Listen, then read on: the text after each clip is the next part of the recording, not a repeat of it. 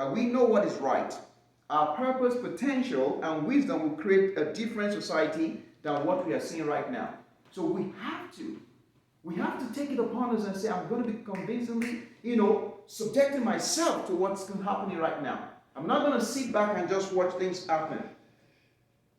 Now, let me talk about these four different four levels of preparation.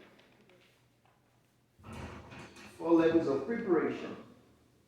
Because what I want you to know is you have to prepare. And when you're making that preparation, it's not just one thing. You have to prepare for different levels in what we're going to be doing.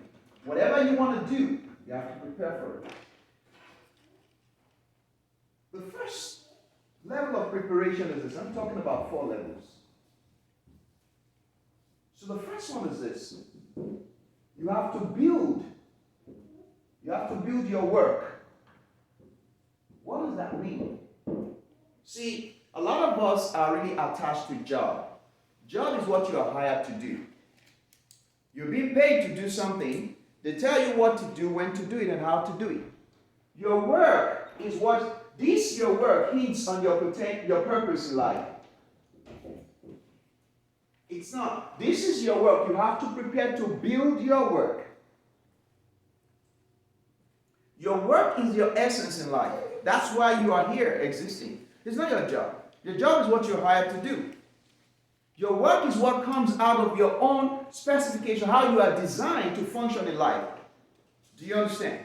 That's your work. You have to understand, what is that my work? I have to do my work and I have to be part of the society. Now, when you're building your work, there are 2 things I want you to pay attention to. The first thing, build what is necessary. There's a necessity, and there's something that is really, it's not really, that I think it's also go to the line of what is important and what is relevant. Don't just do anything and say whatever. Build something that has, that is necessary. And the second thing, build something that is symbolic. There's no need wasting your time trying to build your work when it's not going to have any kind of lasting impact. It has to be something that is symbolic. What does this represent? Does it have a legacy in what you're doing? Does that work that you're building, is it necessary in the system? Is it something that is going to preserve life that people are going to need? Or is it just, I'm just doing it for doing its sake? What is the symbolic representation of what you're building? Is it something that is going to, posterity is going to continue to live by? You can kind of think about it. Those people that build those theories and maths and everything, we continue to learn those theories every day. The formulas they establish is what people continue to build on. Do you understand? Engineering builds on maths, physics has maths in it, chemistry has maths in it, but these things were, created by some minds. So that's the first thing. You have to build your work. You have to be prepared. You say, you don't just build your work without first of all preparing. You got to first of all prepare yourself. What is my work? How can I build my work? So you begin to find out mentally, what is that my work? That's your preparation. What is it? The same thing.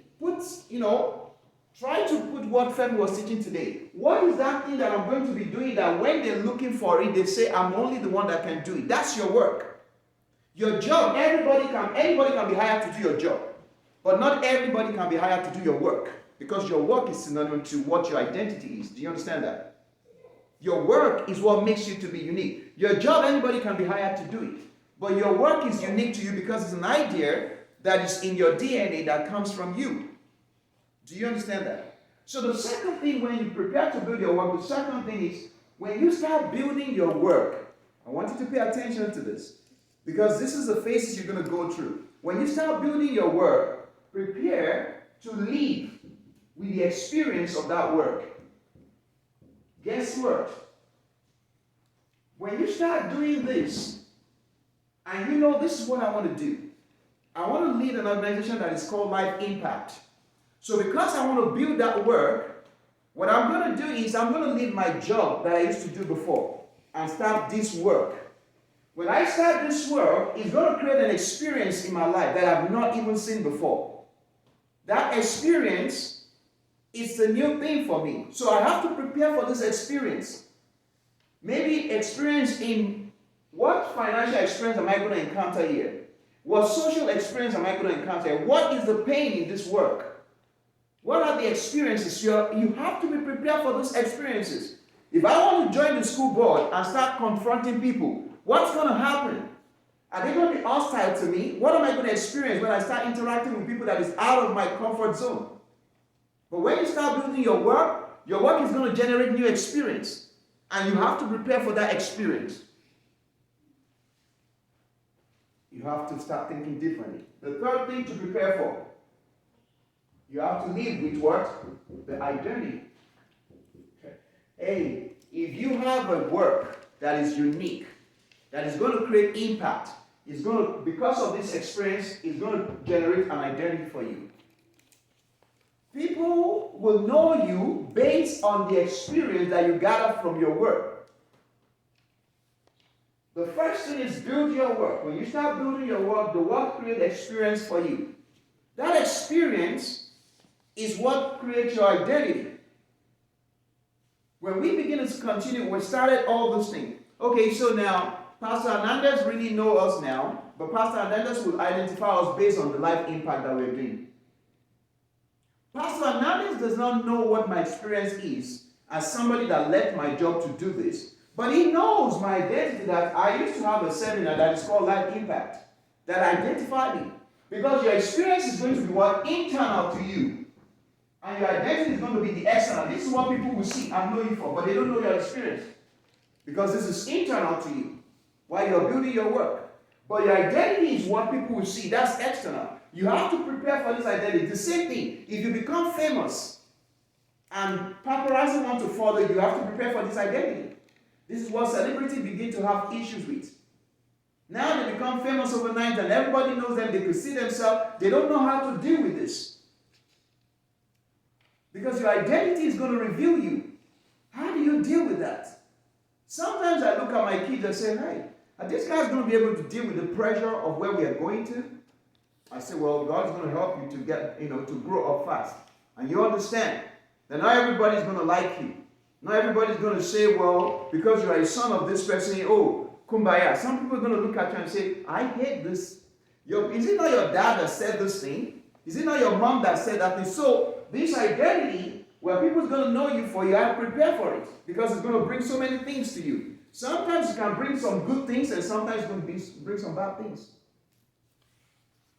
You got to prepare for it. You got to prepare your family for it, because your experience will shape your family too.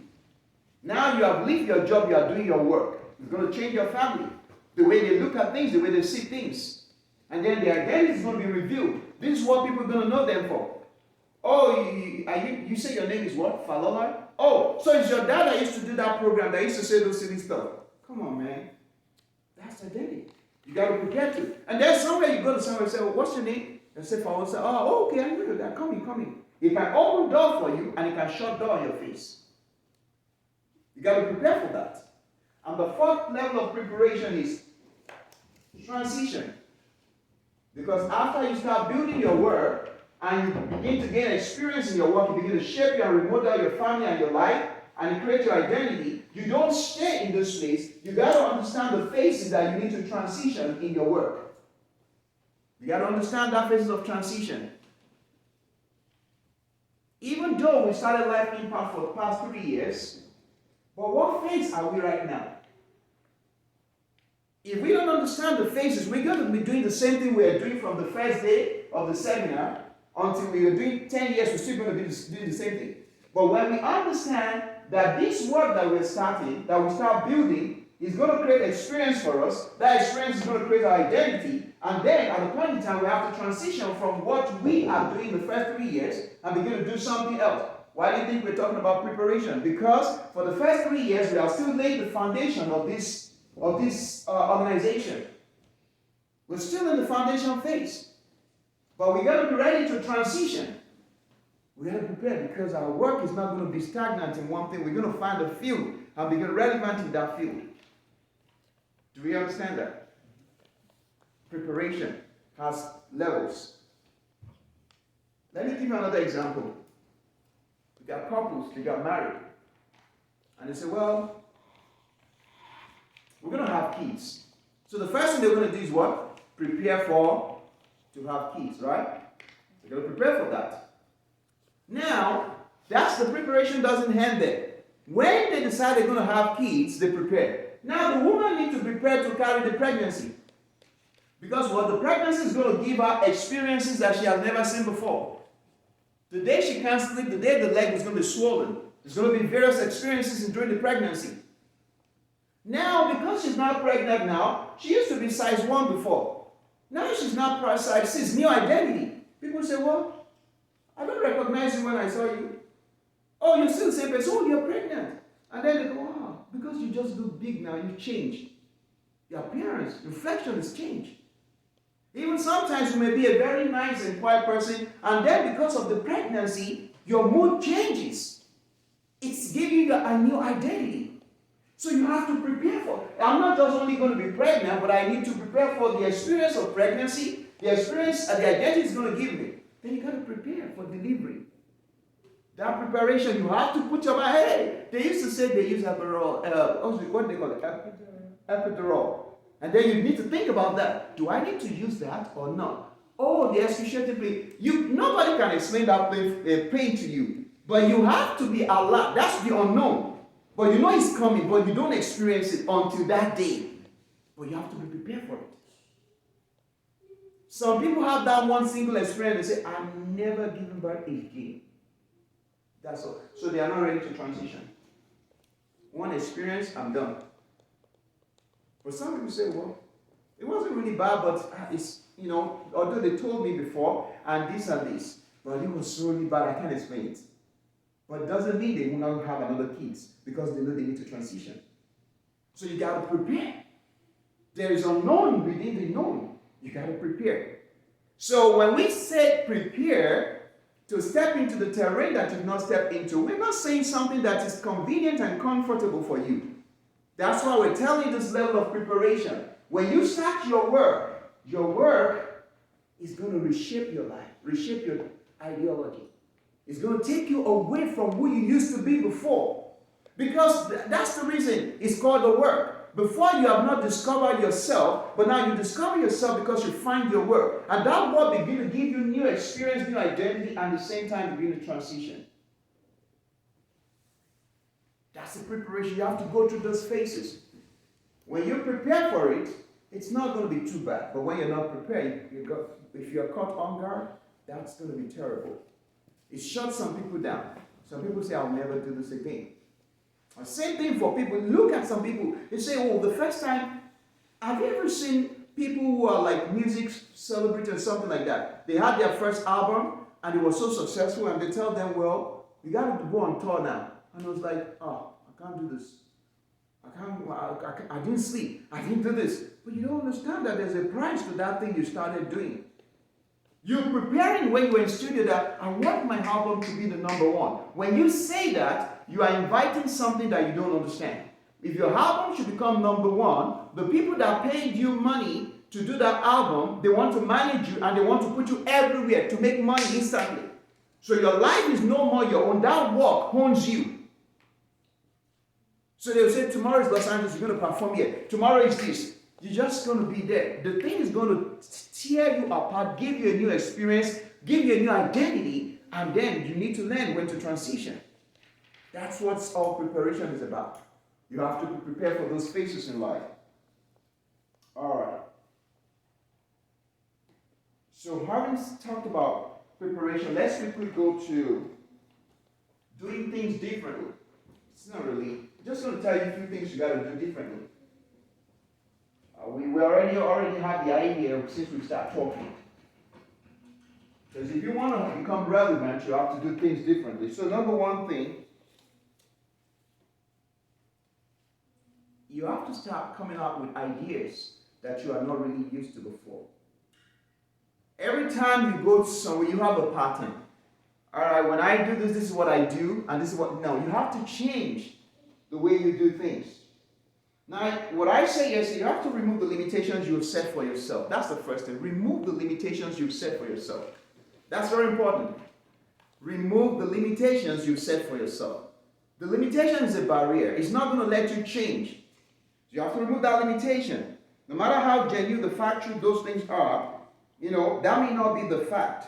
Change those views and start seeing things in a different way. If you think someone else is going to fix something, that may be the worst mistake of your life. Right? Think about yourself as a solution provider. Think about yourself like that. Number two, so the first thing is what? Try out new ideas. Try out new ideas. Just say, I want to go and sit down and listen to the people talking in the Congress, or I want to go to this place and see what they do there, or I want to go there and experience what they're doing in that place. Try out new ideas, especially things that you know that are really concerning to you. I want to go to the school board meeting. I'm saying that because we all have kids. I want to see, how do they run the school board meeting? What do they talk about? Now they've been talking about 120 billion that they are trying to get now for some stuff. What is that about? How does that affect you? Well, I don't know, it doesn't matter to me. But it does matter to you. Just verify and say, what is this all about? The school is taking 20 million, loan and bond. What is this for? Who is it for? How's it going to benefit us? Try out new ideas.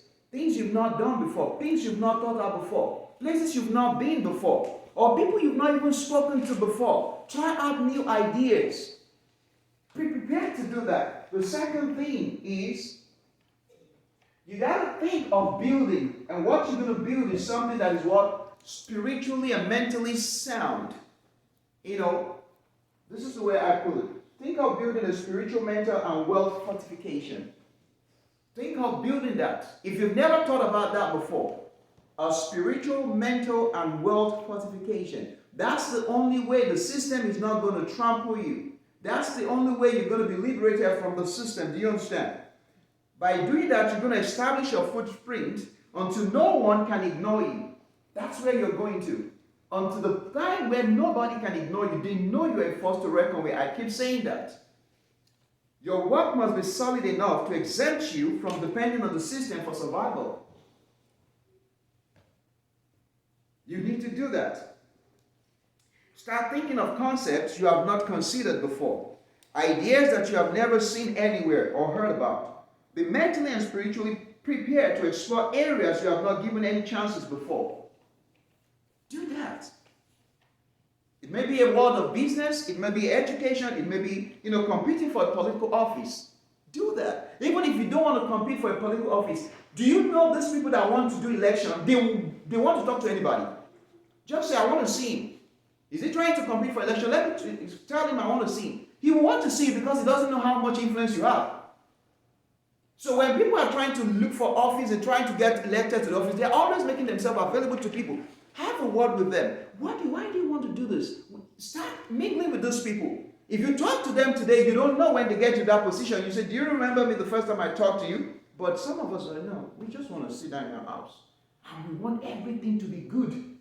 We want everything to be okay. But people are making those things you are having expectation. How could you have your expectation on some other people to make things okay for you while you're not contributing anything to it?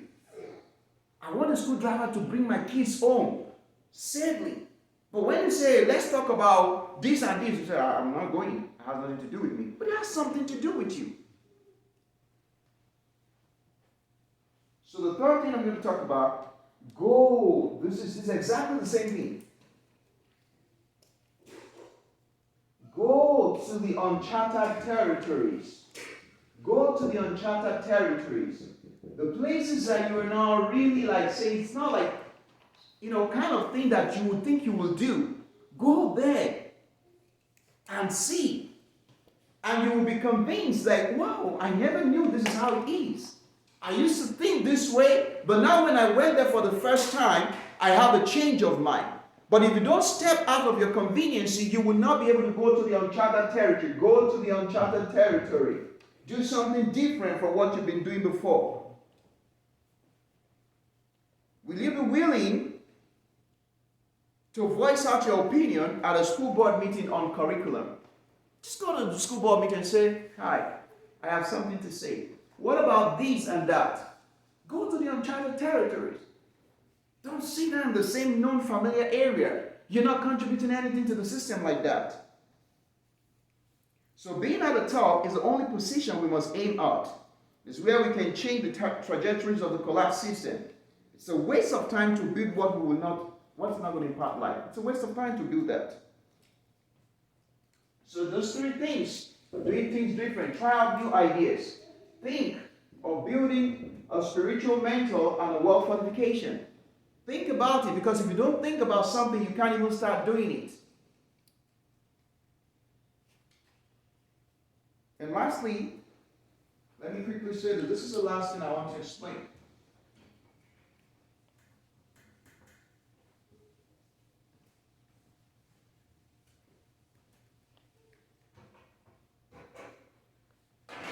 So I've been trying to explain to you why we do what we do, right?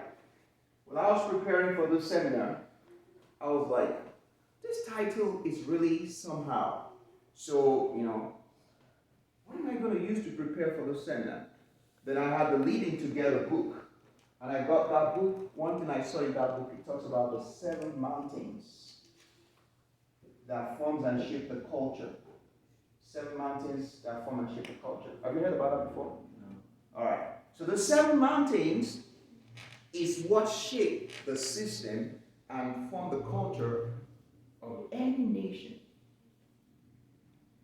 And I heard this thing before, but I don't know what it's all about. But when I was preparing for this seminar, I got a book and I read it.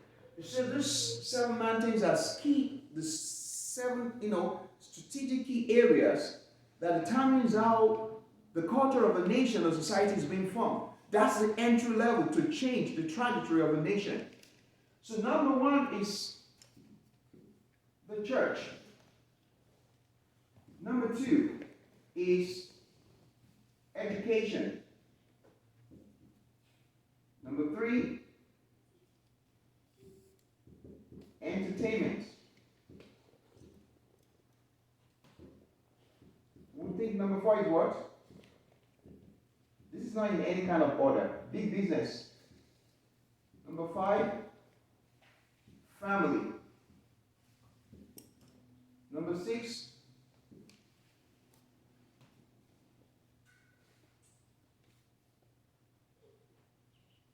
government, the big government. And there's one more. We have business world, we have family, we have entertainment, we have education. There's one more.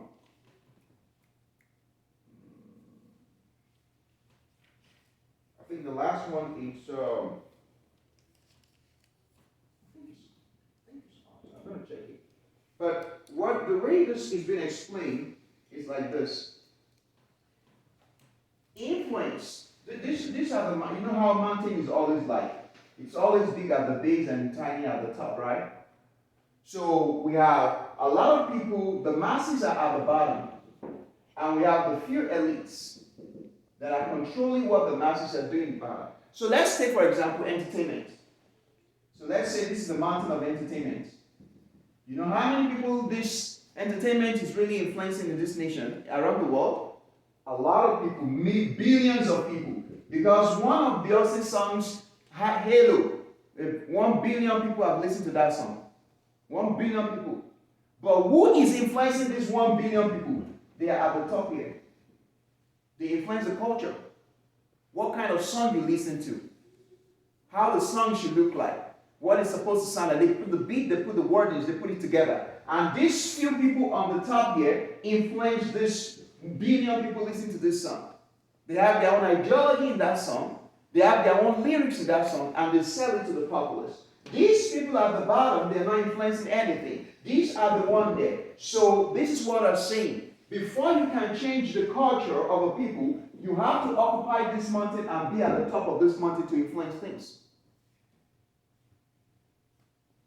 That's why one pastor in the church, a pastor in the church will tell congregation what they need to do, and they will do it.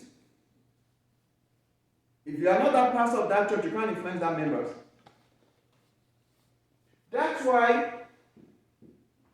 Amazon will tell you what to do with your goods and buying stuff, because they are on top of the mountains of business. Do you understand? Now, this is for us.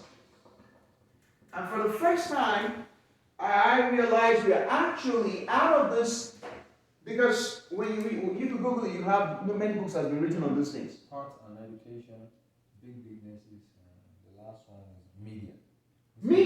Media was the one I didn't remember. That's even one of the biggest influence. Media. So now, if you want to change, this is where I'm going to conclude this. If you want to change and make any impact in the system, you have to be occupying the top of one of these mountains. But life impact, this is our mandate: family, education, which is learning institutions, businesses, and government. So out of the 7 mountains of influence, we're focused on 4. That's our mandate. These 4 areas is the area of our own jurisdiction. This is when we raise people, they have to, from the top of, we have to be able to influence things in family, to be able to change the path in which people are going. We have to catch them in the area of education. It's not necessarily means to go, but we have to create our own system of teaching, our own ways of teaching people that will change and transform them, so these individuals can also transform their own society. Business is the same thing. How do people do business? What do they need to do? How do they invent and create that idea? And then we talked about government. We have to have influence in government. That's what I'm talking about. AOC, become a congressperson.